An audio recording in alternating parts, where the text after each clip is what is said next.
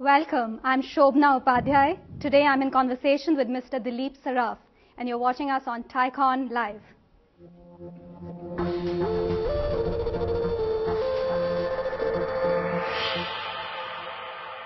Hello, welcome to TiEcon Live. I'm Shobna Upadhyay, and today I have the pleasure of introducing Mr. Dilip Saraf, career and life coach. Welcome to our studio, Dilip. Thank you very much. It's a great pleasure to have you here. Thank you. So Dilip, I understand you've changed 5 careers. You started off as an engineer, Right. And now you are a career and a life coach. Right. How did you do it? Well, I think it was somewhat forced by circumstances. I decided that I was kind of tired of doing engineering after doing it for like 25 years. So I decided to become a technology consultant, and I did that for about 6 years.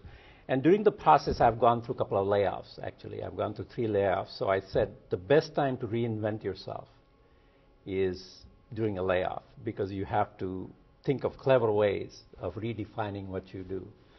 And then after having done it 4th times, this is my 5th now. I haven't done 5th reinventions. This is my 5th career now.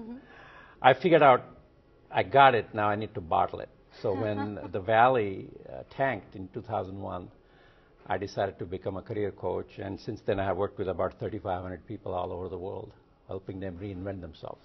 So what advice would you give to some of the new engineers and entrepreneurs who are starting off and who are trying to make that transition? What advice would you give them? Transition being getting into something new that they haven't done before. Yeah. I think the most common theme, especially for young engineers who are in their 25 to 35, what I call the first phase of their career, is develop a mastery in one thing. I don't care what it is. It could be writing a code, it could be developing software, it could be talking to a customer, it could be writing ad copy, it could be writing legal briefs, it doesn't matter.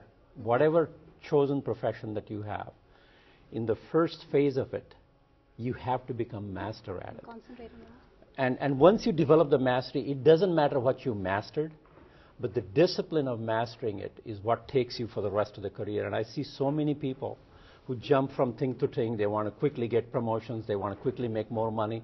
And at 35, they tank. And they say, now what do I do? So then they go do an MBA and create one more problem for themselves. And I see this so often that I insist that no matter when they start, that develop one mastery and build on it. It doesn't matter what it is. So if I'm an engineer, I'm say 27 years old, and I want to make that transition. I have no business background, no entrepreneurial background. Right. Is there any hope for me? Of course there is. And a lot of people I've talked to during this TiEcon for the last 2 days, they came to me because I have been their career coach. A lot of my clients were here.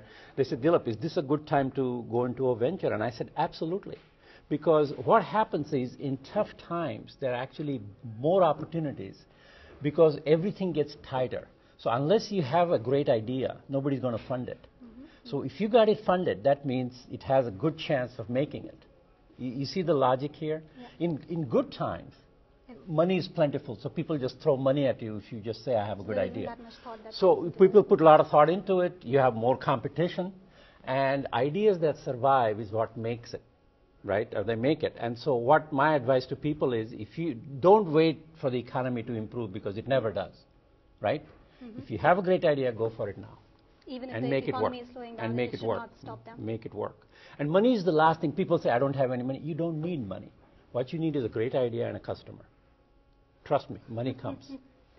So after these 5 careers and you're constantly reinventing yourself, what drives you? What motivates you? I think, in the space that I am, to see the transformation that I see in my clients, a lot of them come to me at all levels. The youngest I have is like 18, 19-year-olds ready to go to college.